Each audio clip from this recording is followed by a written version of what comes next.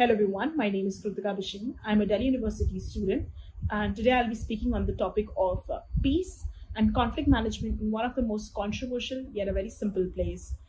A place which was once a heaven and is soon turning hell for people. A place where snow is no more white. Yes, you heard it right. It's Kashmir. Today in this 12-minute monologue, I'll be speaking and covering different opinions, views, concerns, reports, and different alarming facts that will disrupt your thinking, your behavior, and your knowledge of the Kashmir issue. But before I begin, I'd just like to say a few words from a poem that's written in the book of If They Come For Us by Fatima Asghar that has profound impact on me. And the poem goes like, everyone wants Kashmir, but no one wants Kashmiris. Aren't I a miracle? A seed that survives slaughters and slaughters to come. I think I believe in freedom. I just don't know where it is. I think I believe in hope. I just don't know where to look for it. Isn't it surprising how different people view different fights, conflicts, wars in different angles and build their conclusions?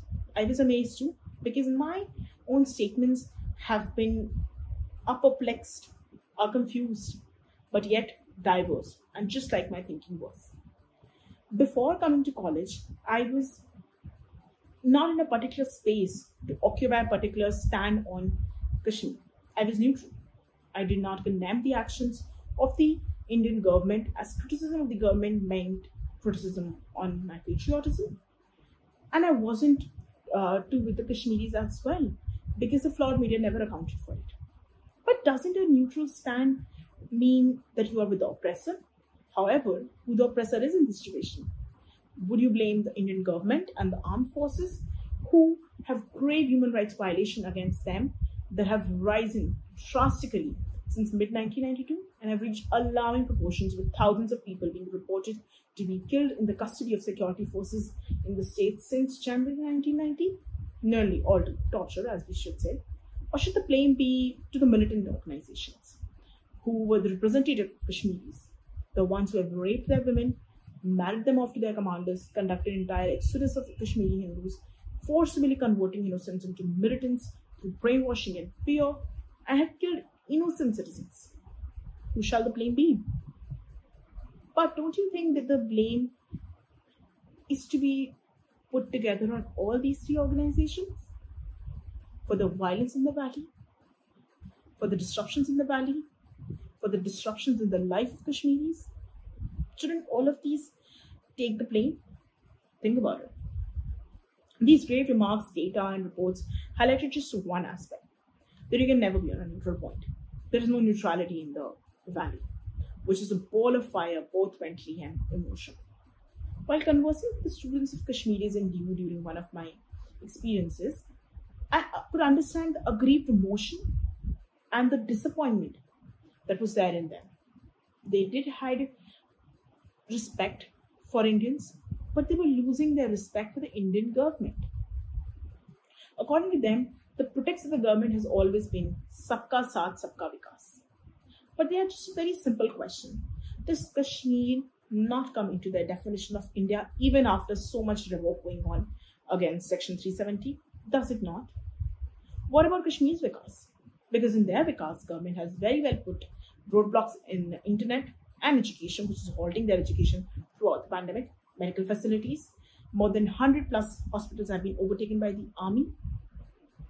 Or in terms of development, where there is no tourism and absolutely no factories where further income sources can be created.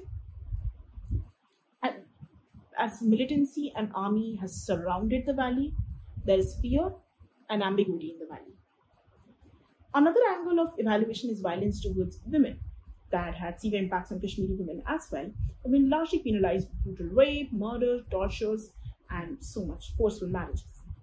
The sight of rape of a woman by armed forces to punish the relation with militancy and the rape by militants for their assumed suspicion with armed forces is common within the valley. From 2018, reports of rape by Islamic militants had increased, and there were many cases of militants threatening to kill the family unless a woman of the family was handed over to them. According to the Human Rights Watch reports, the rape victim of militants suffered a code of silence and fear that prevented people from reporting such abuse. According to Human Rights Watch reports, the investigation of cases of rape by militants was difficult because many Kashmiris were reluctant to speak about such issues, were reluctant to speak on their own, speak on these crimes because of the violent reprisals that come be a byproduct of these conversations. While the government has claimed that inquiries have been ordered into the reports and action taken against the guilty, the authorities have not put any public to any public level any prosecutions or punishments of security personnel in any of these cases. In some cases, the investigation failed to follow through with the procedures that would provide critical evidence for any prosecution. Although there is no evidence that rape is sanctioned as a matter of government policy in Kashmir by failing to prosecute and punish any security personnel for any action taken against security personnel charged with rape, the Indian authorities have indirectly signaled the practice of rape is tolerable, if not condoned. Indeed, in responding to reports by the press and human rights groups about incidents of rape, government officials unfailingly attempt to dismiss the testimony of women by accusing them of being militant sympathizers. Can you connect this? Until recently, rape. But why does this reasoning come from? Where does this reasoning for the Indian government come from? Where do they locate this reasoning and how is it acceptable? It is because until recently, rape have often escaped international scrutiny and condemnation, including rape committed in the context of armed conflict. In the past, rape has been accepted as spoils of war or mischaracterized as incidental to the conflict, also as privately motivated form of sexual abuse rather than abuse of power that implicates public responsibility. As a result, rape in Kashmir wasn't ever condemned. Reports of widespread use of rape as a tactic of war in Yugoslavia became one of the primary instruments that revoked the functioning of rape in a war scenario. It was taken into condemnation and it received international condemnation. But doesn't this condemnation not be restricted to external conflicts? It should come to the internal conflicts as well. The violent oppression of women in the valley from both the sides of the parties has resulted into fear and trauma, which has resulted them into taking their own lives to save their honor or to run away from these forces. But can we see that the Kashmir issue wraps up around human rights violation, violence again in the valley between armed forces and militancy, Indian government's actions, and violence against women? No. It moves on. The constraints on media, internet, education, medical facilities, and basic fundamental rights. As Kashmir bleeds, the entire focus of the Indian government is right now on the fate of Section 370 further. An entire committee can be established and proper conversation can go around political parties on the fate of Section 370 further. But somehow, Indian governments don't have time to initiate development plans in Kashmir while they bleed and are hungry. I have one question for each one of you who have tuned in to listen to me. Is violence now the means to unify the country? What if, even if they don't feel secure with us? Whatever your answer is, just rethink your answer and rethink the clause that they're not feeling secure with us any longer. For example, if you're in a family and your mother and father scare you to a level that you're scared for your life, won't you be scared to unify them for your future purposes? Won't you be? Think about it. It's a dysfunctional family with arms in their hands to make sure that you unify with them. Otherwise, the consequences are well known. It is about human rights violation, it isn't just about human rights violation, loss of property and lives, but it's a culmination of force, of resources, of helplessness, of loss of dignity that has forced people to rethink their lives. As the time to conclude arrives, I will aim to bring back a simple dialogue that I had with a Kashmiri boatman during one of my last trips, and to just put it as a form of information. This trip was before the entire conversation on Section 370 started, so violence was still not in that much great quantities as can be seen right now. So for him, and as I quote, it was, if you have the time to think about the fate of Kashmir, then invest it to rethink about what have you done for Kashmir apart from restrictive presence. Today, I don't have the security of income as there is no tourism, no development. I can't guarantee my child basic education because the schools are not open, they're shut, and there is no internet in the valley. My child doesn't have my child does have basic moral education. But what about future? How is he gonna make sure that his family is given food properly? The one who will give him money will be the one who will give him guns. And one or the other day, he will either die because of militants, as he will not support them, or he will die by militants. Either ways, his helplessness concluded with a simple request for peace with Indian government and belief that it's his country that will protect him in this international waters of terrorism.